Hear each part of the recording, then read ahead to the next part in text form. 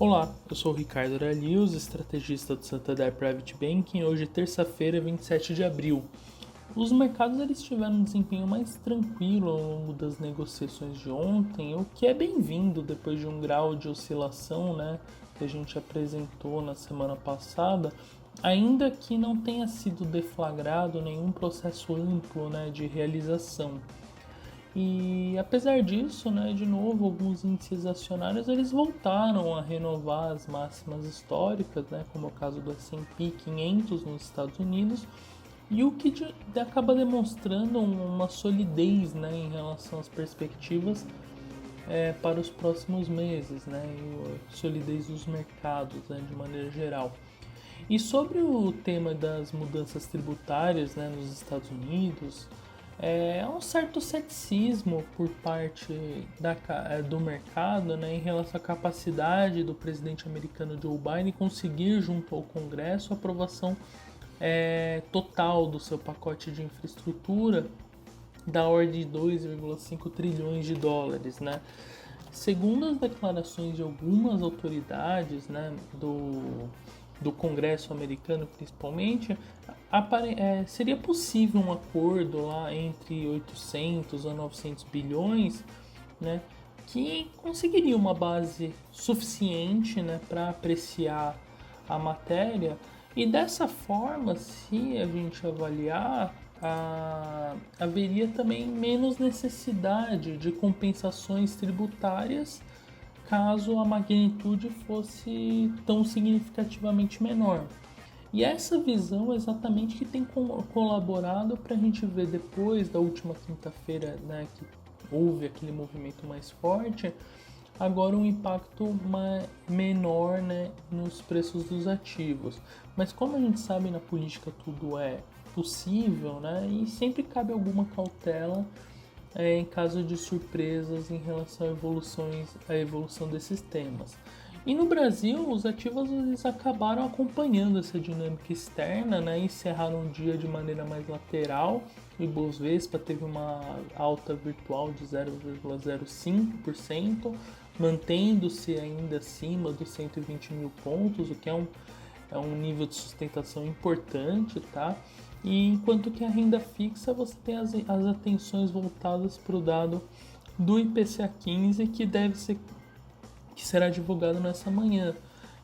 A mediana das expectativas no mercado está ali ao redor de 0,67%, que se for confirmada, a gente vai ter uma inflação, essa prévia da inflação acumulada em 12 meses em 6,24%, que é um patamar bastante alto. E como essa dinâmica da inflação ela não é novidade, para ninguém nesse momento, teoricamente, mesmo que o número vier um pouco mais forte, um pouco mais fraco, isso não deveria afetar muito a decisão do Comitê de Política Monetária, o Copom, que acontece no início de maio, tá? Isso porque os aumentos da taxa básica eles possuem uma defasagem para impactarem a economia real e por consequência, reduzir as pressões inflacionárias. E mesmo elevações mais severas neste momento, por parte do BC, elas não vão mudar muito a expectativa, de IPCA para o final de 2021. O mais importante é que essa postura do Banco Central vai ajudar a manter as expectativas para 2022 ancoradas, Hoje, se a gente até utiliza a pesquisa Focus que foi divulgada ontem, por parte do Banco Central, a gente vê que os economistas eles assumem, que o IPCA vai ficar um pouco acima da meta de 3,5%, que foi estabelecida. E isso sim é um fator importante para a política monetária. Se eventualmente, mesmo atuando com aumento de juros, houver uma desancoragem, desses níveis de expectativas, para o IPCA no ano que vem, aí sim isso sensibiliza a autoridade monetária, tá? Quando a gente olha as expectativas para a Selic, no relatório Focus também, a gente vê as expectativas caminhando para 5,5% esse ano e já indo para 6,25, né, no ano que vem, né, estaria no meio do caminho entre 6 e 6,25. E esses níveis eles já são considerados próximos da taxa neutra, né, ou estrutural para a economia brasileira. Então vai ser importante no próximo comitê avaliar qual é a postura da autoridade, né, em relação ao encaminhamento dessas projeções, se ele está de acordo com isso ou se ele pretende fazer menos do que esse orçamento que o mercado estima, né? Então tudo isso ainda tem que ser avaliado.